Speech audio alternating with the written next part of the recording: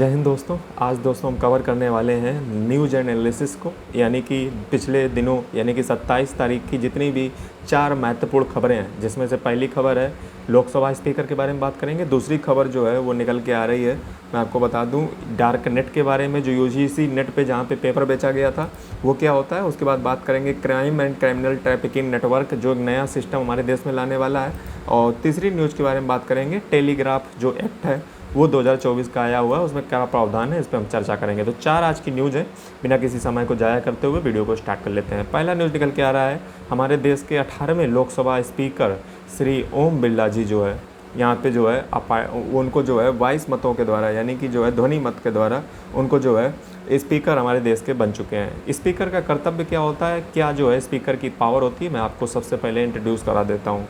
हमारे स्पीकर जैसा कि आपको पता है बिना किसी रोक टोक के बन चुके हैं, और हमारे देश में जो स्पीकर है उसमें जो है रोक टोक यानी कि जो जब बवाल हुआ वो सिर्फ देश में 3 ही बार हुआ है। एक 1952, 1967, 1976 3 ही बार बवाल हुआ। इसके बाद हमारे देश में बिना किसी अपोज के स्पीकर आराम से बन जाता है। और जैसा कि आपको पता है कि आर्टिकल नंबर 93 ये प्रोविज़न करता है कि हमारे देश में जो है एक स्पीकर और एक डिप्टी स्पीकर होगा, और डिप्टी स्पीकर जो है ये फिक्स पीरियड के लिए होगा, जो प्रेसिडेंट जो है उन्हें देगा, और सिंपल मेजॉरिटी से जो है वो स्पीकर बन जाता है। Simple majority present and voting से जो है ये डिसीजन लिया जाता है कि हमारे देश में स्पीकर कौन होगा।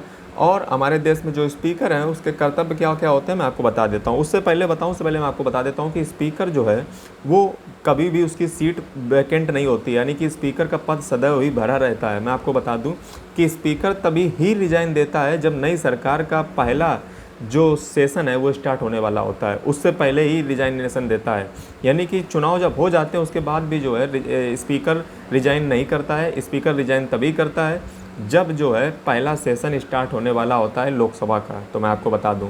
और ये प्रेसिडेंट के द्वारा जो है एक चुनी हुई तारीख को जो चुनी हुई तारीख जो होती है उस पे जो है पहली जो है सेशन स्टार्ट होता है। जैसे अपना 24 जून को हुआ, प्रोटेम स्पीकर ने हमारे जो है सबको शपथ दिलाई, और उसके बाद जो है हमारे स्पीकर जो है वहाँ पे आए, और प्रोटेम स्पीकर का काम होता है सबको शपथ दिलाना, मैं आपको बता देता हूँ।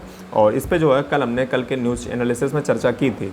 और स्पीकर के काम क्या होते हैं तो मैं आपको बता दूं, हमारे देश में स्पीकर जो है दोबारा भी चुन सकता है, जैसा कि ओम बिरला जी 2019 में भी थे, 2024 में फिर आ गए, और उससे पहले कौन थे आपको कमेंट करके बताना है। गार्जियन होता है हमारे जितने भी लोकसभा, जैसे लोकसभा जो है एक क्लास की तरीके से है, और उसका क्लास टीचर कौन है, उसका क्लास टीचर है स्पीकर। स्पीकर जो चाहे लोकसभा में कर सकता है। जी हाँ, किसी को बाहर निकाल सकता है, किसी भी सांसद को बाहर निकालना, किसी भी सांसद को बोलने का अधिकार देना, किसी भी क्वेश्चन को कब बोला जाएगा, कहाँ पे कैसी जो है नियमावली होगी, कब जो है कितने टाइम पे कौन व्यक्ति क्या बोलेगा, कितने समय बोलने दिया जाएगा, ये सब निर्धारित करता है स्पीकर। और स्पीकर जो है रूल्स कुछ जो है अपने इंट्रोड्यूस करता है, और जो है और क्वेश्चन जैसा कि मैं आपको बता ही चुका हूँ। और स्पीकर जो है मैं आपको बता दूं, एक इंटरेस्टिंग बात मैं आपको बताता हूँ कि हमारे देश में जो लोकसभा स्पीकर होता है वो जो है हमारे जो ब्रिटेन का स्पीकर है उससे डिफरेंट है। जैसे ब्रिटेन का स्पीकर में क्या होता है, ब्रिटेन के स्पीकर में ये होता है कि ब्रिटेन का स्पीकर जो है पॉलिटिकल पार्टी से संबंधित नहीं होता है। यानी कि जब एक बार स्पीकर बन जाता है ब्रिटेन में तो उसको जो है अपनी पॉलिटिकल पार्टी से इस्तीफा देना पड़ता है, जबकि भारत में ऐसा नहीं है। भारत में जो स्पीकर है वो पॉलिटिकल पार्टी को भी इंजॉय करता है, यानी कि पॉलिटिकल पार्टी से जो है वो त्याग पत्र पॉलिटिकल पार्टी को छोड़ता नहीं है। लेकिन हाँ, जब वो स्पीकर के पद पे पहुंचता है तो वो जो है किसी भी पॉलिटिकल पार्टी के पक्ष या विपक्ष में नहीं रहता है, वो न्यूट्रल रहता है। ऐसा उससे उम्मीद की जाती है कि हम न्यूट्रल रहें। इसी को लेकर के विपक्ष ने जो है उन पर तंज कसा था पिछले वाकया को लेकर के। और जो स्पीकर होता है हमारे देश में लेकिन पॉलिटिकल पार्टी का हिस्सा रहता है, जिससे कहीं ना कहीं जो है एक तरीके से बायसनेस, यानी कि किसी एक पार्टी को ज़्यादा तवज्जो देना, ये कहीं ना कहीं उसकी मानसिकता में रहता है। इसी को लेकर कल हमारे विपक्ष ने जो है काफ़ी प्रहार भी किए, जैसा कि आपने देखा भी होगा। और ये चीज़ आपको पता चलेगी, ब्रिटेन में पॉलिटिकल पार्टी को छोड़ना पड़ता है, यहाँ पे पॉलिटिकल पार्टी को छोड़ता नहीं है। लेकिन जब वोटिंग होती है तो हमारा जो स्पीकर है वो वोट नहीं डालता है। लेकिन जब कोई ऐसी सिचुएशन बन जाए कि डेडलॉक हो जाए, जैसे अब मान लीजिए कि 4-4 पे आ गया, मैच टाई हो गया, उस समय जो मेजर किसी का डिसीजन इंपॉर्टेंट है तो वो स्पीकर वोट तभी डालेगा जब जो है स्पीकर वोट तभी डालता है जब टाई मैच हो जाए, यानी कि दोनों जगह पे जो है टाई हो जाए मामला, तभी जो है स्पीकर वोट डालता है। सेम ऐसा ही प्रोविज़न जो है आपको अमेरिका के कॉन्स्टिट्यूशन में भी मिलेगा। जब मैंने अमेरिका का संविधान पढ़ाया था 2 घंटे, आप देखिए जाकर यूट्यूब पे वीडियो होगी, मैंने अमेरिकन कॉन्स्टिट्यूशन जब पढ़ाया था तब भी मैंने आपको यही सारी चीज़ें बताई थी। तो अमेरिका जैसा हमारा थोड़ा थोड़ा सिस्टम मैच करता है। और जो है हमारा जो जॉइंट सिटिंग होती है, जब जॉइंट सिटिंग होती है पार्लियामेंट की दोनों हाउसेस की, तो उसमें राज्यसभा का जो पदेन सभापति यानी कि जो वाइस प्रेसिडेंट होता है उसको मौका नहीं मिलता है, जबकि जो है प्रेसाइड, जो दोनों हाउसों को प्रेसाइड करने का जो काम है वो लोकसभा के स्पीकर का ही होता है। मैं आपको बता दूं कि कोई भी बिल, मनी बिल है या साधारण बिल है, इसको अलग अलग करने का काम, ये बताने का काम, ये जो काम करता है वो आर्टिकल नंबर 110 क्लास 4 के तहत ये जो है ये स्पीकर का ही काम होता है। मनी बिल हो इसको बताना कि साधारण बिल है। ऐसे ही जो है आधार कार्ड का जो केस था उसमें ऐसे ही किया गया था। ठीक है, अगला यहाँ पे जो है मैं आपको बता दूं कि अब इसमें जो है लोकसभा स्पीकर में कमियां क्या हैं। कमियां ये हैं कि ये जो है पार्टी चूँकि छोड़ता नहीं है तो पार्टी का कहीं ना कहीं बायसनेस इसमें बना रहता है। दूसरा चीज़ ये है कि एंटी डिफेक्शन लॉ में जब ये डिसाइड करना होता है कि जो नेता ने छोड़ा है, यानी कि जो ग्रुप ऑफ 1/3 पीपल ने जो है उस पार्टी के लोगों ने जब एक पार्टी छोड़ करके दूसरी पार्टी में गए हैं, तो ये डिसाइड करने का काम स्पीकर का होता है, जो कि जो है वो अपनी पार्टी का ज़्यादा पक्ष लेगा, दूसरे की नहीं लेगा। यानी कि इसकी जो है ताकत का अपना दुरुपयोग भी कर सकता है स्पीकर, जैसा कि आपने जो है देखा अभी हाल ही के वाक़या में। और ये जो है स्पीकर के बारे में महत्वपूर्ण बातें थी। दूसरी जो निकल के आ रही है यूजीसी नेट की तरफ से, यूजीसी नेट के जो पेपर लीक हुए थे वो डार्क नेट पे किए गए थे। अब सवाल ये है कि डार्क नेट आखिर होता क्या है। तो मैं आपकी जानकारी के लिए बता दूं कि इंटरनेट 3 प्रकार का होता है। चूँकि मैं एक कंप्यूटर साइंस का टीचर भी हूं और इस पे जो है मेरी काफ़ी अच्छी अंडरस्टैंडिंग है। तो डार्क नेट क्या होता है मैं आपको बता दूं कि इंटरनेट जो है वो उस 3 टुकड़ों में बटा हुआ है। एक होता है सरफेस वेब, एक होता है डीप वेब, एक होता है डार्क वेब। जो सरफेस वेब होता है यानी कि जो आप चला रहे हो, हम चला रहे हैं, जिस पर हम वीडियो डाल रहे हैं, ये इंटरनेट का 4% हिस्सा है। यानी कि 4% हिस्सा ये इंटरनेट का जो हम चला रहे हैं, ये 4% हिस्सा है। यानी कि 96% दुनिया तो आपने देखी नहीं है, तो फिर है कहाँ वो दुनिया। 4% में हमारा सरफेस वेब में आ जाता है गूगल, विकीपीडिया, विंगिंग वगैरह। और जो 90% हिस्सा है वो डीप वेब होता है। डीप वेब क्या होता है, जैसे बैंकिंग, अच्छा जो सरफेस वेब होता है, सरफेस वेब ये ओपन टू ऑल होता है, सबको एक्सेसिबल होता है, आम जनता पब्लिक इसी का प्रयोग करती है।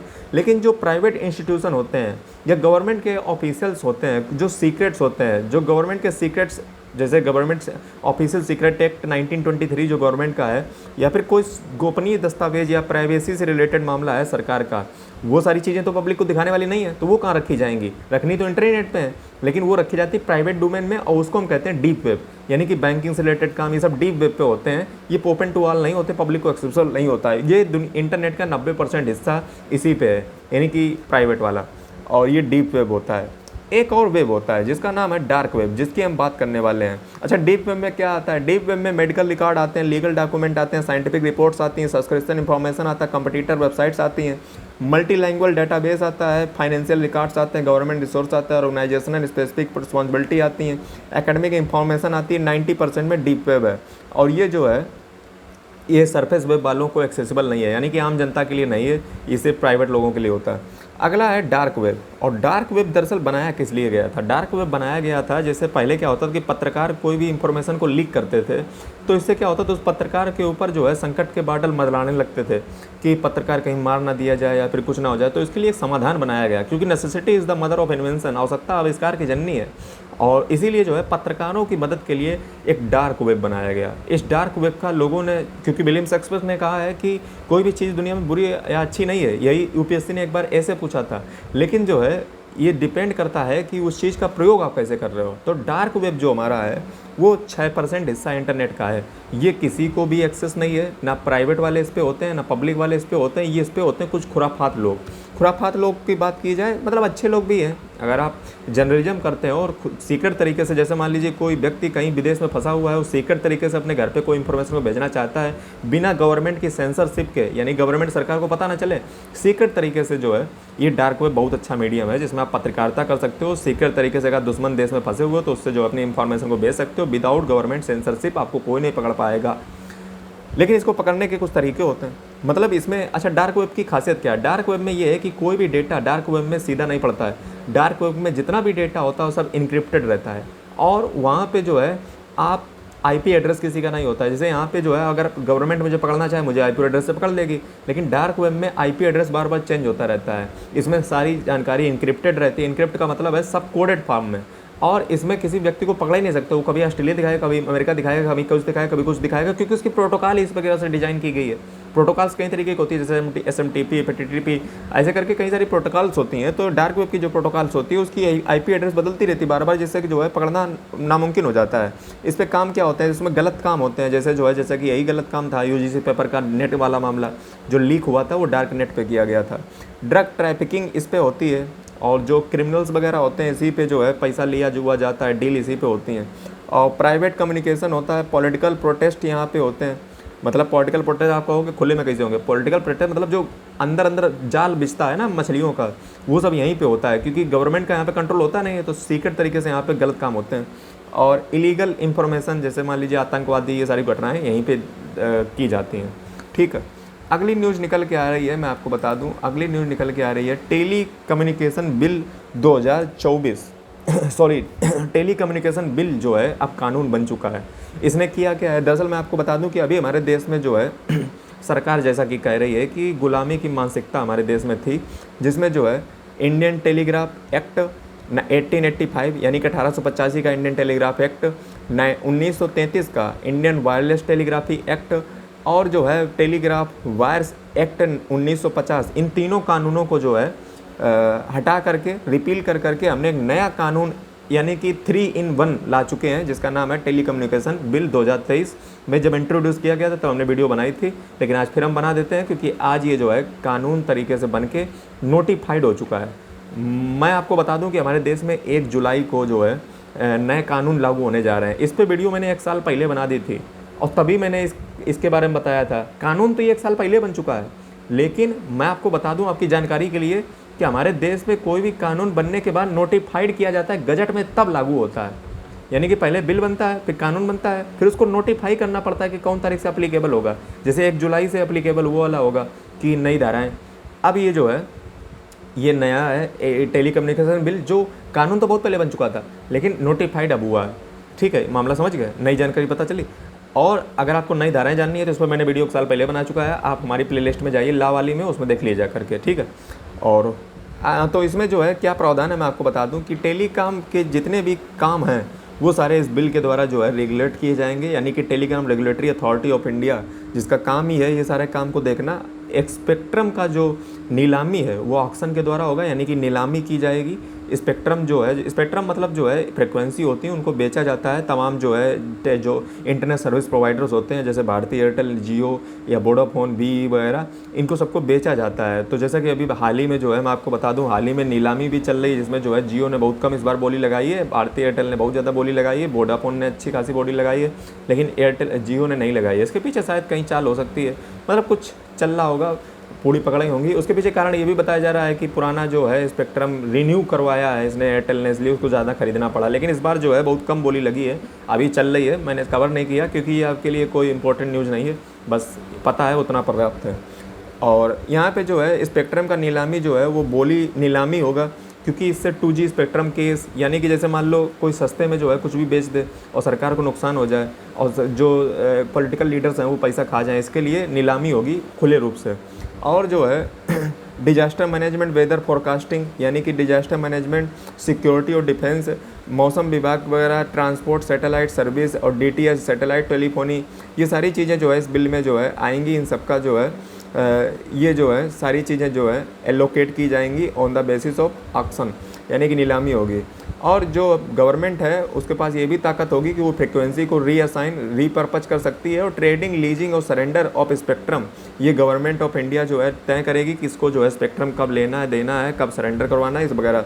सैटेलाइट का भी इसमें प्रावधान है, यानी कि सैटेलाइट से इंटरनेट, जैसा कि आपको पता है कि जो स्टारलिंक है अमेरिका में चलती है, वो सैटेलाइट से इंटरनेट प्रोवाइड कराती है। उसमें जो है भारती एयरटेल भी कूद चुकी है, जिसका नाम वन वेब सिस्टम ला रही है, वन वेब, ये सैटेलाइट से इंटरनेट चलेगा, इसका भी इसमें प्रावधान रखा गया है। हालांकि देखते हैं कौन इसमें आगे रहता है, जियो आता है या अमेरिका वाली स्पेसएक्स की स्टारलिंक आती है, या फिर जो है भारती एयरटेल आगे आता है। सैटेलाइट का इंटरनेट का भी प्रावधान इसमें रखा गया है, लेकिन इसमें गवर्नमेंट जो है आपकी कॉल को इंटरप्रेट कर सकती है, मॉनिटर कर सकती है, ब्लॉक कर सकती है कुछ सर्टेन ग्राउंड पे। सर्टेन ग्राउंड क्या है, पब्लिक सेफ्टी या पब्लिक इमरजेंसी के नाम पे। तो वो तो सब बिल्कुल बकवास बातें हैं।